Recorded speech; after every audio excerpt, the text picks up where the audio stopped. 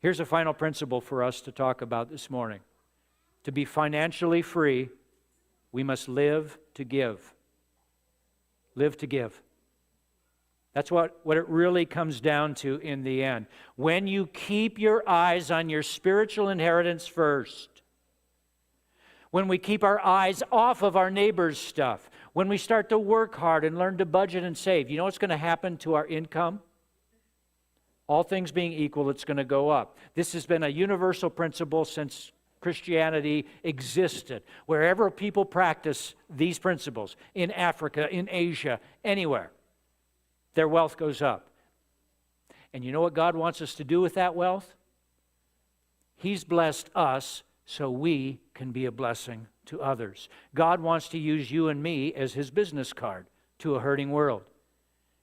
And there is so much beauty to giving. Some people are like Venus, you know, they're green with envy all the time.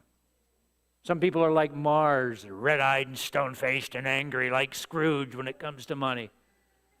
Some people are like Jupiter, a big eye, looking after all their stuff. Everybody do this right now.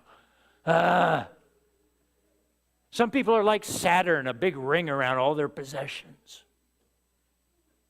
Some people are like Neptune, big ball of hot gas full of good intentions but never doing anything. Guess what the most beautiful planet is in our solar system? It's the most giving planet. Planet that just gives of light and air and food. The earth is so beautiful, just like a person who lives to give. Now, does the Bible give us any clues regarding how much we should give? Are there benchmarks for us to shoot for?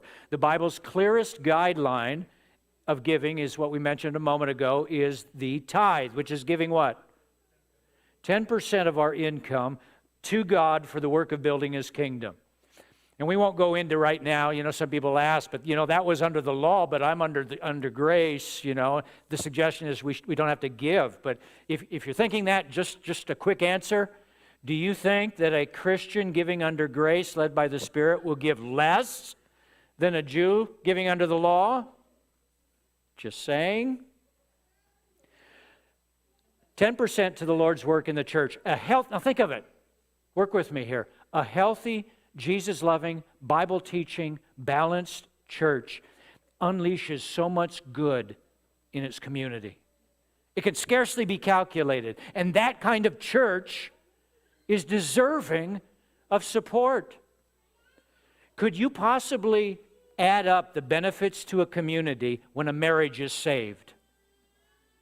Someone once said that when there's a divorce, a civilization dies. So here's a couple, they're part of a church, and they're really struggling. They're on the verge of ending it all. But because they're a part of a church, they hear teaching that encourages them. They're surrounded by people who love them and pray for them and support them. They hear principles that give them a path to go on.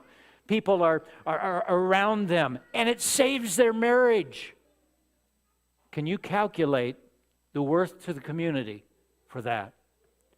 When a suicide is prevented, when a high school student joins a youth group instead of a gang, can you calculate the benefit to a society when a person repents and comes to Christ and suddenly their life just turns around and they unlearn their sinful habits and they develop more discipline. They become a more honest person, a better neighbor, a harder worker, and everything turns around in their life. Why? Because of Jesus Christ. Can you pin a cost to that? You see, a church that unleashes a multitude of people who are experiencing that deserves our support.